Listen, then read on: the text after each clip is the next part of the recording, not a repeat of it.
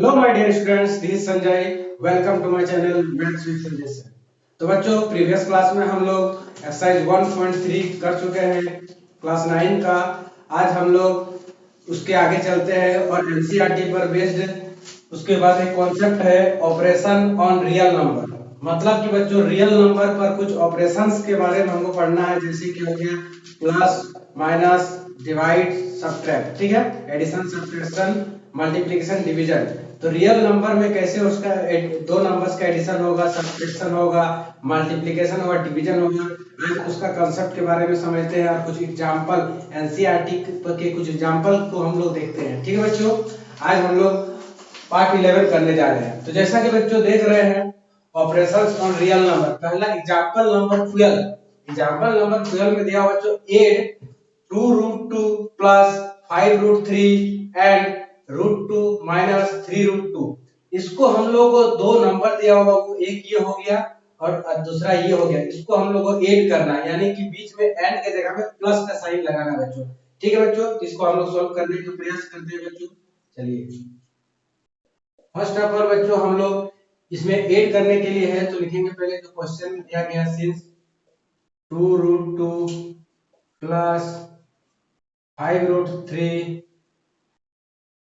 And के जगह बच्चों प्लस हो जाएगा क्योंकि ऐड करना हम लोग को। ठीक है, फिर हो जाएगा √2 माइनस 3√3। अब क्या करना है बच्चों हम लोग को, सेकेंड स्टेप में हम लोग क्या करना है, ये जो ब्रैकेट है ब्रैकेट को हटाना है। ठीक है, ब्रैकेट को रिमूव करना है। तो क्या हो जाएगा 2√2 प्लस 5√3 प्लस √2। देखिए प्लस माइनस क्या होता है बच्चों, प्लस माइनस माइनस, यानी कि 3√3। अब बच्चों इसका थर्ड स्टेप में हम लोग क्या करने वाले हैं, देखिए सबसे बड़ी बात है बच्चों, जब रूट वाला पोर्शन आता है तो हम लोग को लाइक टर्म और अनलाइक टर्म को देखना पड़ता है। लाइक टर्म को लाइक टर्म के साथ रखना पड़ता है और अनलाइक टर्म को अनलाइक टर्म के साथ रखना पड़ता है, क्योंकि लाइक टर्म में ही हम सब्ट्रैक्शन और एडिशन कर सकते हैं। लाइक टर्म और अनलाइक टर्म में सब्ट्रैक्शन और एडिशन नहीं होता है। लाइक टर्म और अनलाइक टर्म में मल्टीप्लिकेशन और डिवीजन हो सकता है। ठीक है, लेकिन एडिशन और सब्ट्रैक्शन नहीं होता बच्चों। ठीक है, तो सबसे पहले हमको उसको अलग अलग करना है। ठीक है, तो सबसे पहले देखिए √2 यहाँ पर है और √2 यहाँ पर है। तो सबसे पहले देखिए जो √2 वाला पोर्शन लाइक टर्म है उसको अलग साइड लिखते हैं, या फिर नहीं लिख के भी हम लोग कर सकते हैं। थोड़ा बेहतर तरीका से समझने के लिए बच्चों हम लोग इसको अलग अलग लिखना ही बढ़िया रहेगा। ठीक है, साथ में तो क्या करेंगे, सबसे पहले देखिए √2 और √2 को इधर ले आते हैं। √2 ये हो गया एक। ठीक है बच्चों, फिर इसको ब्रैकेट में लेते हैं। फिर क्या करेंगे बच्चों, देखिए √3 वाला पोर्शन है यहाँ पर और देखिए ये भी √3 वाला पोर्शन है, तो इसको अलग साइड में लिखते हैं। तो हो जाएगा 5। अच्छा यहाँ पर प्लस नहीं था ना, 5√3 था, सॉरी। यहाँ पर क्या हो जाएगा 5√3। तो 5√3 माइनस 3√3। अब क्या हो जाएगा बच्चों, देखिए √2 यहाँ पर दो टो है, कितना है बच्चों, दो टो √2 है और यहाँ पर √2 एक टो है, इसका कुछ नहीं है। अब √2 यहाँ पर 2 कैसे होगा, दो टो कैसे होगा, देखिए बच्चों यहाँ पर समझते हैं हम लोग। देखिए सपोज दैट √2 प्लस √2 अगर हम लोग करेंगे बच्चों, तो यहाँ पर क्या हो जाएगा 2√2, क्या हो जाएगा 2√2। ठीक है बच्चों, अभी भी अगर समझ में नहीं आया तो इसका वही कंसेप्ट हम क्लियर करते हैं बच्चों। सपोज दैट हम लोग √2 को x मान लेते हैं। ठीक है बच्चों, यहाँ पर तो लिख देंगे let √2 is equal to x। तब हम लोग बच्चों यहाँ पर लिख सकते हैं x प्लस x। अब x प्लस x कितना हो जाएगा बच्चों, 2x। x plus x 2x हो गया। अब इसमें देखिए 2 और x हम लोग किसको माने हैं, √2 को, तो यहाँ पर लिख देंगे √2। तो देखिए बच्चों क्या आ गया, √2 प्लस √2 2√2। अब क्या होता है बच्चों, देखिए यहाँ पर 2√2 प्लस √2 तो कितना बन जाएगा बच्चों 3√2। यहाँ पर हो जाएगा बच्चों 3√2 प्लस, अब देखिए जिस प्रकार इसको हम लोग समझे उसी प्रकार बाबू हम लोग इसको भी समझेंगे। √3 है, कितना है 5 है, मतलब 5√3 है, √3 5 को है और यहाँ पर √3 3 को है। तो देखिए प्लस माइनस माइनस, तो 5√3 में बच्चों 3√3 को जब माइनस करेंगे तो क्या हो जाएगा बच्चों, 5 से 3 गया तो 2 और यहाँ पर हो जाएगा √3। अब देखिए साइन किसका बड़ा है, 5 का बड़ा है, 3 का माइनस है, 3 छोटा है, तो हो जाएगा 3√2 प्लस 2√3। ये बच्चों इसका सॉल्यूशन हो जाएगा। अब यहाँ पर बच्चों अगर आप लोग सोच रहे होंगे कि ये क्या एडिशन नहीं हो सकता है, जोड़ नहीं हो सकता है, तो देखिए बच्चों ये पॉसिबल ही नहीं है, क्योंकि हम बच्चों पहले ही बताए कि लाइक टर्म ही आपका सब्ट्रैक्शन और एडिशन हो सकता है। देखिए यहाँ पर √2 है, यहाँ पर √3 है, तो देखिए ये अनलाइक टर्म है, और अनलाइक टर्म कभी भी आपस में बाबू एडिशन और सब्ट्रैक्शन नहीं हो सकता है। ठीक है, तो बच्चों इसका आंसर यही हो जाएगा। अब एग्जाम्पल नंबर बाबू 12 को देखने के बाद हम लोग एग्जाम्पल नंबर 13 में आते हैं। तो देखिए ये पहला ऑपरेशन हो गया एडिशन का। अब हम लोग मल्टीप्लीकेशन में आते हैं कि एग्जाम्पल नंबर 13 में बच्चों दिया गया है मल्टीप्लाइंग 6√5 बाई 2√5, यानी कि 6√5 को 2√5 से हम लोग को मल्टीप्लाई करना है बच्चों। तो ठीक है, ये भी बहुत इजी है बच्चों, चलो हम लोग बनाने का प्रयास करते हैं। सबसे पहले देखो बच्चे यहाँ लिखा हुआ 6√5 को हमको मल्टीप्लाई करना है। देखो बच्चों मल्टीप्लाई, यहाँ बच्चों को मल्टीप्लाई करना है तो बाई की जगह मल्टीप्लाई लगा दिए, फिर हो जाएगा 2√5। अब बच्चों इसमें क्या होता है, इसमें देखिए √5 यहाँ पर भी है, √5 यहाँ पर भी है, यानी कि लाइक टर्म है। और वैसे भी बच्चों हम अभी बताएं कि मल्टीप्लाइंग और डिवाइड में लाइक टर्म ना भी हो तो भी चलेगा, और लाइक टर्म के साथ भी ये मल्टीप्लिकेशन और डिवीजन हो सकता है।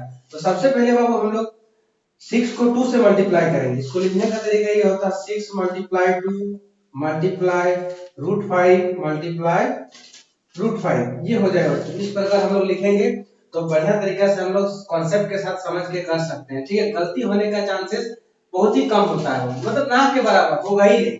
अब 6 मल्टीप्लाई 2 हो जाएगा बच्चों 12, और देखिए √5 इंटू √5 ये हो जाएगा मल्टीप्लाई 5, तो कितना हो जाएगा 5 6 5 12 जा 60, इसका आंसर बच्चों 60 हो जाएगा। अब यहाँ पर एक चीज समझाना चाह रहे हैं बच्चों कि √5 इंटू √5 5 कैसे हो गया। तो सपोज दैट √5 इंटू √5 लिखा हुआ बच्चों, इसका मतलब क्या कि √5 मल्टीप्लाई √5 मतलब √5 दो बार, हम लोग लिखेंगे यहाँ पर √5 का स्क्वायर। अब बच्चों हम लोग इसमें देख सकते हैं कि रूट और स्क्वायर आपस में कैंसिलेशन होता है। ठीक है बच्चों, यहाँ पर रूट और स्क्वायर कैंसिलेशन हो गया बच्चों, यहाँ पर 5 बच जाएगा, इसलिए यहाँ पर 5 हो गया। ठीक है बच्चों, आई होप आप लोगों को समझ में आया होगा। नेक्स्ट बच्चों हम लोग एग्जांपल नंबर 14 जो एनसीईआरटी का बुक में दिया गया है, डिवाइड 8√15 बाय 2√3। अब देखिए बच्चों हम लोग डिवाइड करेंगे, तो हम लोग देख रहे हैं बच्चों ऑपरेशंस ऑफ रियल नंबर। तो रियल नंबर के ऑपरेशंस में पहला हम लोग बच्चों एडिशन का कॉन्सेप्ट क्लियर हो गया, दूसरा हम लोग मल्टीप्लिकेशन का कॉन्सेप्ट क्लियर हो गया। अब हम लोग बच्चों डिवाइड की ओर चलते हैं। ठीक है, तो डिवाइड कैसे, अगर मतलब कि डिवाइड कैसे होगा इस पर, ठीक है, दो नंबर पर, रियल नंबर पर, तो इसका क्या हो जाएगा बच्चों, सबसे पहले बनाने की कोशिश करते हैं।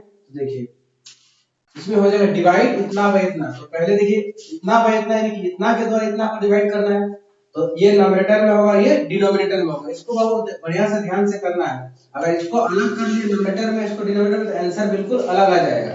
ठीक है, तो इसमें थोड़ा ध्यान देना होगा कि न्यूमरेटर में हम लोग किसको लिख सकते हैं और डिनोमिनेटर में किसको लिख सकते हैं, वो सबसे पहले हम लोग को आइडेंटिफाई कर लेना होगा। ठीक है बच्चों, तो क्या हो जाएगा 8√15, अब देखिए डिवाइड करना है तो डिवाइड का साइन दे देंगे। ठीक है, 2√3, इसको बच्चों हम लोग इस प्रकार भी लिख सकते हैं 8√15 डिवाइड 2√3, ये भी हो सकता है। ठीक है, तो डिवाइड का मतलब ये डिवाइड आ गया।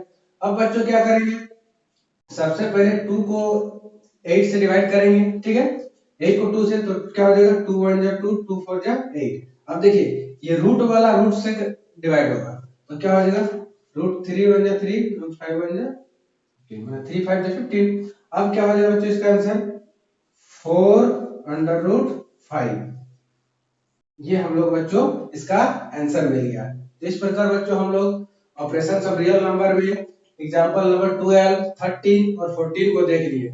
अब इसके आगे हम लोग चलते हैं नेक्स्ट पेज बच्चों। अब हम लोग नेक्स्ट पेज पे देख रहे हैं एग्जांपल नंबर 15 जो एनसीईआरटी का बुक में दिया हुआ है, सिंपलीफाई द फॉलोइंग एक्सप्रेशन। इसमें बच्चों कुछ एक्सप्रेशन दिया गया है नंबर्स का, उसको हमको सिंपलीफाई करना है, यानी कि उसको सॉल्व करना है। ठीक है बच्चों, तो हम लोग कोशिश करते हैं इसको सॉल्व करने का। ठीक है बच्चों, देखिए इसमें टोटल 4 क्वेश्चन है, तो हम लोग वन बाय वन क्वेश्चन को बहुत ही बेहतरीन तरीका से सॉल्व करने की कोशिश करेंगे। पहला क्वेश्चन दिया गया है बच्चों 5 प्लस √7 मल्टीप्लाई, ये मल्टीप्लाई होता है। ठीक है बच्चों, ब्रैकेट 2 प्लस √5। दूसरा नंबर पे दिया गया बच्चों 5 plus √5 multiply 5 minus √5। Third one दिया हुआ है √3 प्लस √7 का होल स्क्वायर, और फोर्थ दिया गया है √11 माइनस √7 मल्टीप्लाई √11 प्लस √7। तो चारों क्वेश्चन आपको देखने में कुछ अलग अलग तरीका से दिख रहा है, अलग अलग कॉन्सेप्ट से दिख रहा है, लेकिन सारा क्वेश्चन बहुत ही इजी वे में बनेगा। ठीक है बच्चों, तो हम लोग कोशिश करते हैं इसको सॉल्व करने का। तो फर्स्ट की ओर चलते हैं। तो देखिए बच्चों, इसको कैसे सॉल्व करना है। तो सबसे पहले देखिए 5 प्लस √7 मल्टीप्लाई 2 प्लस √5। इसमें सबसे पहले हम लोग करना क्या होगा, ये जो फर्स्ट टर्म है इसका फर्स्ट टर्म से मल्टीप्लाई होता है। ठीक है, इसका फर्स्ट टर्म इसका फर्स्ट टर्म से मल्टीप्लाई होता है, फिर ये इसके सेकंड टर्म से मल्टीप्लाई होता है। इसको हम लोग लिख सकते हैं बढ़िया से, 5 ये दोनों से मल्टीप्लाई होगा 2 प्लस √5, फिर बच्चों प्लस हो जाएगा √7, फिर हो जाएगा 2 प्लस √5, ये लिखा है फर्स्ट स्टेप में। ठीक है बच्चों, अब क्या करना है, हम लोग पहले से ही बच्चों ये सब जानते हैं, थोड़ा बहुत नॉलेज में है, अगर बनाए होंगे तो ये इससे मल्टीप्लाई होगा, फिर ये 5 √5 से मल्टीप्लाई होगा। तो 5 जब 2 से मल्टीप्लाई होगा तो 5 2 जा 10 प्लस 5 इंटू √5, तो क्या हो जाएगा बच्चों 5 √5 प्लस, अब देखिए 2 इंटू √7, तो पहले क्या हो जाएगा 2√7। यहाँ पर बच्चों √7 इंटू 2 मतलब 2√7 ही लिखना पड़ेगा, रूट वाला पोर्शन बाद में और नंबर वाला पोर्शन पहले। फिर √7 इंटू √5 तो क्या हो जाएगा √35। ठीक है बच्चों, अब कुछ नहीं करना है, हम लोग को ये चारों टर्म को ऐड करना है। तो ऐड करेंगे क्या, जो लाइक टर्म होगा वो ऐड होगा और अनलाइक टर्म होगा वो ऐड नहीं होगा। तो सबसे पहले हम लोग देखते हैं।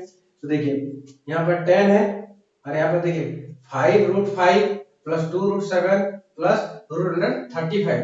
अब देखिए ये एक भी लाइक टर्म नहीं है, सब अनलाइक टर्म, मतलब अलग अलग टर्म। ये √5 का पोर्शन है, ये √7 का पोर्शन है, ये √35 तो अलग ही हो गया, और ये 10 एक नंबर है। तो इसमें क्या हो जाएगा बच्चों, इसका यही आंसर हो जाएगा। ठीक है, इसमें दो ही लाइन बनेगा। अब बच्चों हम लोग सेकंड नंबर की ओर देखते हैं, ये कैसे बनेगा। तो सबसे पहले देखिए, अगर इसको देखा जाए तो ये एक फॉर्मूला की ओर इंगित करता है बच्चों।